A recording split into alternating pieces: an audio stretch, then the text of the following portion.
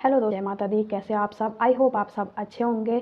मेरे reaction channel में आप लोगों का एक बार फिर से स्वागत है। आज रिएक्शन होने वाला है जो कि मोनिका और मोनिका की मम्मी पर होने वाला है, जो कि आशा दीदी है।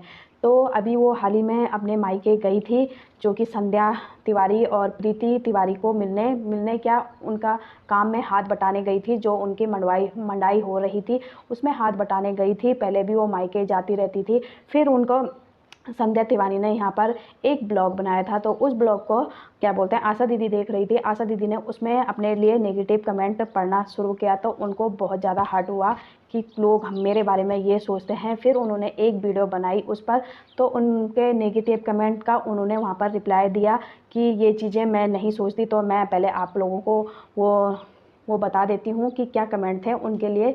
जो उनकी ऑडियंस ने उनको, मतलब जो संध्या तिवारी की ऑडियंस थी, उन्होंने उनको कहा है, तो उनको यहाँ पर बहुत ज़्यादा बुरा लगा है। तो मैं इसमें ये कमेंट पढ़ती हूँ।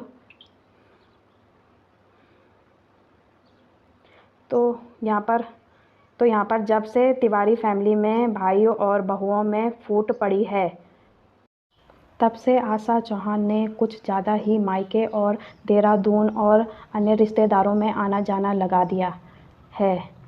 पहले तो आशा जी बोलती थी कि मैं मायके जाने में विश्वास नहीं रखती, अपना घर संभालने में विश्वास रखती हूँ, क्या जाना मायके। और अब सबके बीच फूट पड़ी है तो उसका फुल फ़ायदा उठा रही है।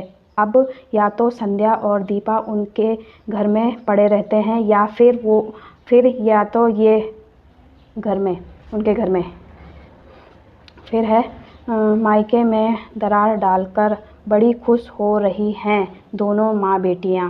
भगवान ऐसी ननद किसी को ना दे। तो ये चीज़ें कमेंट किए हैं, और भी कमेंट थे जो कि बहुत सारे थे जो नेगेटिव कमेंट थे। तो उनका आंसर यहाँ पर आशा दीदी ने दिया कि देखिए, जो आप लोग मुझे कह रहे हैं मुझ पे क्या बीत रही है वो मुझे पता है। जो मेरी सिचुएशन है वो मैं ही जानती हूँ। आप लोग ये सोचते हो कि मैंने अपने भाइयों के बीच दरार डाली, तो मैंने कोई बहन ऐसा नहीं चाहती कि अपने भाइयों के बीच। बहनों के लिए चारों भाई बराबर, अपने भाई बहन बराबर होते हैं, कोई मेरे लिए वो नहीं है। पर जब वही मेरे साथ भेदभाव करते हैं, तो इस जो ही बात मेरे मायके जाने की, जो मुझे पूछेगा, जो मुझे पूछता है, जो मुझे बुलाता है, मैं वहाँ पर जाती हूँ। तो मुझे संध्या तिवारी भी बुलाती है, और जो मेरी दूसरे भाई की बीवी है जो दीपा तिवारी हैं, वो भी देहरादून भी बुलाती हैं मुझे। जब वो पूछती हैं, जब संध्या तिवारी बोलती हैं कि यहाँ पर आओ, जब मैं नहीं जाती हूँ तो वो मुझे बार बार पूछती हैं कि तुम क्यों नहीं आ रहे हो यहाँ पर, तो मुझे जाना पड़ता है यहाँ पर। उनका ये आंसर है ऑडियंस के लिए। तो फिर जो लोग हमें नहीं पूछते तो हम उनके घर क्यों जाए? जो हमें चाय पानी तक नहीं पूछते हैं, तो मैं उनके घर पे क्यों जाऊँ? तो उनका सीधा सा कहने का मतलब है कि वहाँ पर प्रीति राणा भी रहती है। प्रीति राणा ने कभी, मतलब यही कहने का मतलब कि वो उन्होंने मुझे कभी नहीं बुलाया, तो मैं क्यों जाऊँ जो मुझे बुलाता नहीं है। और रही बात यहाँ पर मम्मी की, कि अब तो मम्मी को मिलना भी मुश्किल हो गया है। माँ कभी आती भी है तो ऐसे नहीं कहती कि मैं यहाँ आ रखी हूँ, मुझे मिलने आ जाओ। अब तो मतलब कभी जीते जी अब तो देखने को भी नहीं मिलेगी उनकी शक्ल। और वो तो एक कैद में, जब मैं देहरादून भी जाती हूँ तो वो मुझे जब बुलाते ही नहीं है, तो मैं वहाँ पर क्यों जाऊँ जो हम लोगों को पूछते ही नहीं है। रही बात हमारी की, पहले तो तुम नहीं जाते थे। पहले मेरी सिचुएशन ये थी कि मेरे गाय बच्चे थी, मेरे बच्चे पढ़ने वाले थे। और अब मोनिका की पढ़ाई यहाँ पर कंप्लीट हो गई, और मोनिका का भाई भी घर में ही रहता है। तो मतलब जो हमें प्यार से बुलाते हैं तो हम अपना इंतज़ाम करके जाते हैं कि गाय बच्चियों का जो भी है हम इंतज़ाम करके। जो हमें बुलाते ही नहीं हैं, हम उनके घर कैसे जाएं? तो हम जब पहले हमारी ज़रूरत पड़ती थी काम के लिए तो बुला लेते थे। अब सब चीज़ की सुविधा हो गई है, तो वो बोलते हैं कि फालतू में हम इन्हें क्यों दें खाना पानी जो भी है। तो उनका ये कहना था कि जब काम की ज़रूरत पड़ती थी तो वो हम लोगों को बुलाते थे, और अब सारी सुविधा हो गई है तो वो हमको क्यों पूछेंगे। तो ये चीज़ें हैं कि तुम लोग ऐसे कमेंट करते हो, मेरी सिचुएशन नहीं देखते हो। ये चीज़ें आशा दीदी ने यहाँ पर जाहिर करी हैं अपने ब्लॉग के माध्यम से। और उनका यही सीधे से टारगेट यही था कि मतलब जब प्रियंका योगी तिवारी हमें पूछती नहीं है तो हम क्यों जाएं वहाँ पर, जब वो हमें बुलाती नहीं है। वो तो मम्मी को भी ऐसे, मतलब उनका यही कहना है कि मम्मी हमारी इतने कैद में कि जेल सी हो गई है उनको, कि मतलब वो देहरादून रहती है, कभी हमें बात होती है तो हमारी खाली फ़ोन पे ही होती है, वैसे मिलना नहीं होता।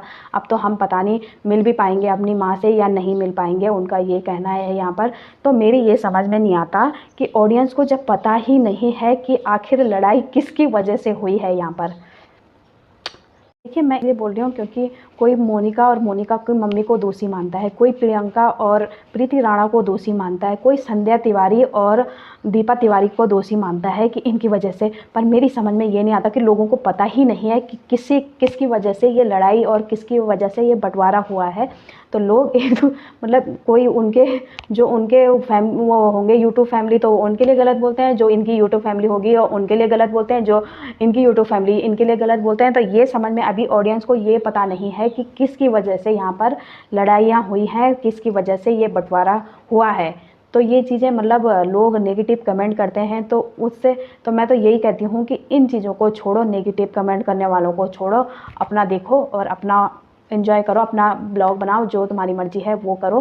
क्योंकि यहाँ पर यही समझ में नहीं आता कि ये हुआ किसकी वजह से, क्योंकि दोषी सभी कहला रहे हैं यहाँ पर, और एक इसको कहता है, एक उसको कहता है, बस यही सब चल रहा है यहाँ पर।